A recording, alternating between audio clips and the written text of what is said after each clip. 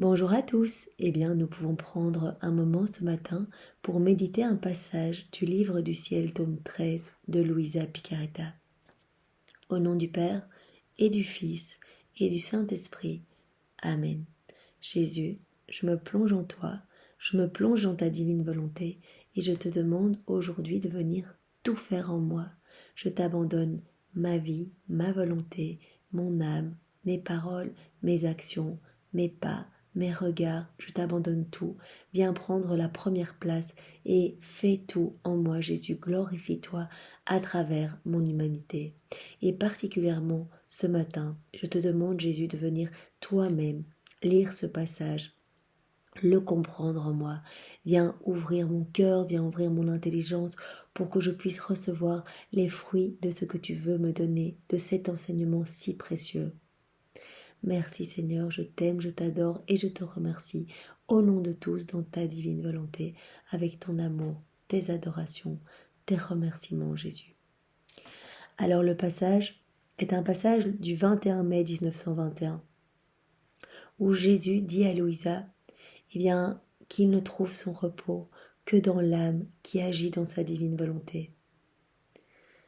Seules les âmes qui vivent dans ma volonté peuvent me donner le repos. Vous voyez, Jésus est sur la terre, accompagne, veut donner son amour, et il ne reçoit que méchanceté, outrage, clous, couronne d'épines, flagellation. Et lorsqu'une âme l'appelle en disant « Viens Jésus, viens, tu peux venir dans mon cœur, je veux que tu fasses tout en moi », Jésus peut vraiment s'établir et se reposer. Nous offrons un refuge à Jésus dans notre cœur. La vie dans ma volonté me fournit une chambre.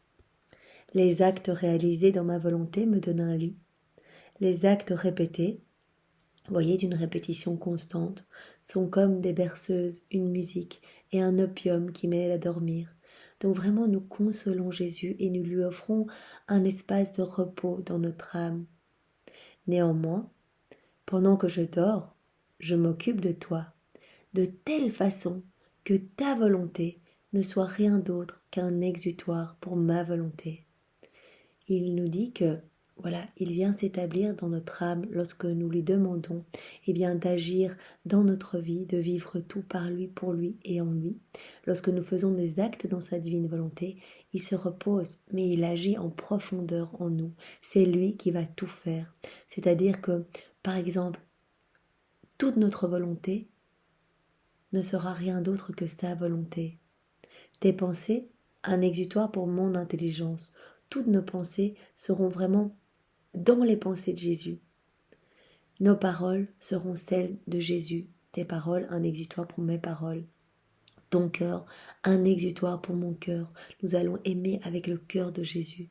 Quand nous demandons, de faire des actes dans la divine volonté de Jésus, c'est lui-même qui vient tout faire en nous. Même si tu ne m'entends pas te parler, tu es à tel point immergé en moi que tu ne peux vouloir ni penser ni rien faire d'autre que les choses que je veux et réalise moi-même. Donc lorsque nous demandons, Jésus, je viens mettre mes pas dans tes pas, je viens me balader dans ce parc, dans ta divine volonté, nous pouvons être sûrs que Jésus à ce moment-là, trouve une joie de venir marcher en nous, parce qu'il va trouver dans notre âme du repos, de l'amour, de l'accueil. On l'accueille dans notre cœur et on peut être sûr que c'est lui qui va venir marcher en nous. Lorsque nous parlons à quelqu'un dans la divine volonté de Jésus, nous allons être sûrs que Jésus va venir parler à travers notre bouche. Jésus, viens, je parle dans ta divine volonté. Nos paroles seront celles de Jésus, des paroles d'amour, de paix et vraiment empreintes de l'Esprit Saint. Ainsi, dans la mesure où tu vis dans ma volonté, tu peux être certaine que tout ce qui t'arrive provient de moi. Il ne met pas une condition disant va peut-être te confesser avant ou là vraiment tu as une situation de péché où je ne peux pas venir m'installer. Si nous revenons vers lui, même si nous avons péché, Jésus, je te demande pardon, je reviens vers toi, je t'aime et je te demande vraiment de venir passer ce moment en moi. Viens, on va aller au travail ensemble, Jésus, je vais au travail dans ta divine volonté. Nous pouvons être certains que Jésus vient s'établir et vient faire l'acte que nous lui demandons. C'est pour ça que c'est important vraiment d'avoir cette constance pour l'appeler, qu'il puisse s'établir définitivement. Pas pour un acte et alors il le fait et puis après il est forcé de s'en aller parce que nous ne le rappelons pas. C'est important vraiment de le rappeler continuellement. Alors il y avait un autre passage bien où Jésus parlait de ce repos dans l'âme.